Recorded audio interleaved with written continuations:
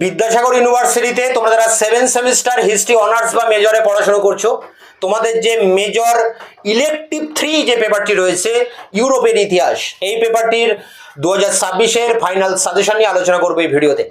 তোমাদের যে মেজর পেপারগুলো পড়তে হচ্ছে, প্রতিটা পেপারের সিলেবাস সাজেশন আমি ইতিমধ্যে কিন্তু চ্যানেলে আপলোড করে দিয়েছি। ভিডিওর ডেসক্রিপশন বক্স ক্লিক করলেই তোমরা সেই সমস্ত ভিডিওগুলো পেয়ে যাবে।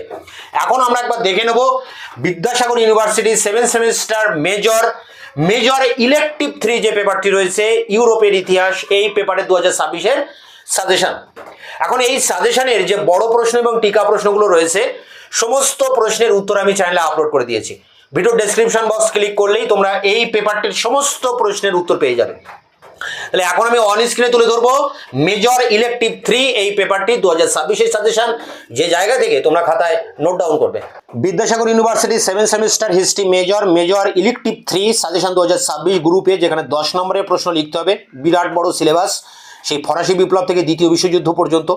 তো এত বড় পেপারের যে মেন যে প্রশ্নগুলো রয়েছে, আসল মানে মূল টপিকের উপর যে প্রশ্নগুলো, সেগুলোই আমি মূলত এখানে রেখেছি। এগুলোর মধ্যে আশা করি কমন পাবে। ফরাসি বিপ্লবের পশ্চাতে দার্শনিকদের অবদান, ফরাসি বিপ্লবের পশ্চাতে আর্থসামাজিক কারণ, এই দুটোর মধ্যে একটা পরীক্ষা আসতে পারে। নেপোলিয়ান থেকে দুটো প্রশ্ন পড়বে, নেপোলিয়ান বোনাপার্টের সংস্কার কার্যাবলী আর মহাদেশীয় অবরোধ ব্যবস্থা কিভাবে নেপোলিয়ানের পতন ঘটায়, এই দুটোর মধ্যেও একটা পরীক্ষা আসতে পারে।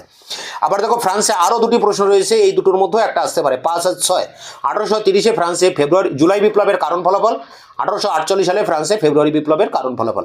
ফেব্রুয়ারি বিপ্লব এবং জুলাই বিপ্লব এই দুটোর মধ্যেও একটা পরীক্ষায় আসবে। এরপরে দেখো রয়েছে 7 আর 8 দাগের প্রশ্ন, এখানেও এই দুটো প্রশ্নের মধ্যে একটা আসতে পারে। ইতালির ঐক্য আন্দোলনে ম্যাসনি কাবুরের ভূমিকা, জার্মানির ঐক্য আন্দোলনে বিসমার্কের অবদান। এক কথা ইতালির ঐক্য আন্দোলন, জার্মানির ঐক্য আন্দোলন, এই দুটোর মধ্যে একটা অবশ্যই পরীক্ষা আসবে। এরপরে দেখো আরও দুটি প্রশ্ন রয়েছে, যে দুটি থেকেও একটা আসতে পারে। প্রথম বিশ্বযুদ্ধের কারণগুলি লেখো, আর 2 ভার্সাই সন্ধির প্রধান শর্তগুলি লেখো। প্রথম বিশ্বযুদ্ধের পরে ভার্সাই সন্ধি হয়, তা প্রথম বিশ্বযুদ্ধের এই টপিক থেকে প্রথম বিশ্বযুদ্ধের কারণ আর ভার্সাই সন্ধির শর্ত, এই দুটোর মধ্যে একটা আসতে পারে। এরপরে দেখো রয়েছে হিটলারের বিদেশ নীতি কিভাবে দ্বিতীয় বিশ্বযুদ্ধের কারণ হয়ে উঠেছিল, খুবই ইম্পর্টেন্ট। জাতিসংঘের প্রতিষ্ঠার উদ্দেশ্য ব্যর্থতার কারণ, খুবই ইম্পর্টেন্ট। তোমরা এই 10 দাগ পর্যন্ত প্রশ্ন প্রত্যেকেই কিন্তু পড়বে, এর মধ্যেই আশা করি তোমরা সব প্রশ্ন কমন পেয়ে যাবে। আর নিচে যে প্রশ্নগুলো রয়েছে এগুলো এক্সট্রা দেওয়া থাকলো সাপোর্টের জন্য।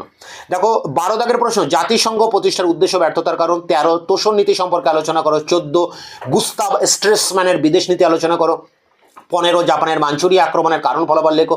16 1917 সালে বলশেবিক বিপ্লবে বলশেবিকদের সাফল্যের কারণ এবং লেনিনের ভূমিকা লেখো। 17 জার দ্বিতীয় আলেকজান্ডারকে মুক্তিদাতা জার বলা হয় কেন। এবং 18 দাগের প্রশ্ন, 1870 থেকে 1914 পর্যন্ত নব্য সাম্রাজ্যবাদ সম্পর্কে লেখো। 18টা প্রশ্ন রয়েছে, তোমরা প্রথম দিক থেকে 10টা প্রশ্ন অবশ্যই করবে, তার মধ্যেই কমন পাবে। তারপরে যদি তোমরা সময় পাও পরের প্রশ্নগুলো একটা একটা করে দেখবে। তো এই সমস্ত প্রশ্নের উত্তর, অর্থাৎ এই 18টা প্রশ্নেরই উত্তর আমি চ্যানেলে আপলোড করে দিয়েছি। ভিডিও ডেসক্রিপশন বক্স ক্লিক করলেই তোমরা এর অ্যান্সারের লিঙ্কটা পেয়ে যাবে। গ্রুপ বি, যেখানে 5 নম্বরের টিকা প্রশ্ন লিখতে হবে, তার জন্য করবে টেনিস কোর্টের শপথ, ব্যক্তি নাগরিক অধিকারের ঘোষণা, কোড নেপোলিয়ান, কনকর্ডাট, সংবিধান সভার কার্যাবলী, সন্ত্রাসের রাজত্বের কৃতিত্ব, এই দুটো প্রশ্ন কিন্তু বড়তেও আসতে পারে। এমস টেলিগ্রাম, সেরাজেভো হত্যাকাণ্ড,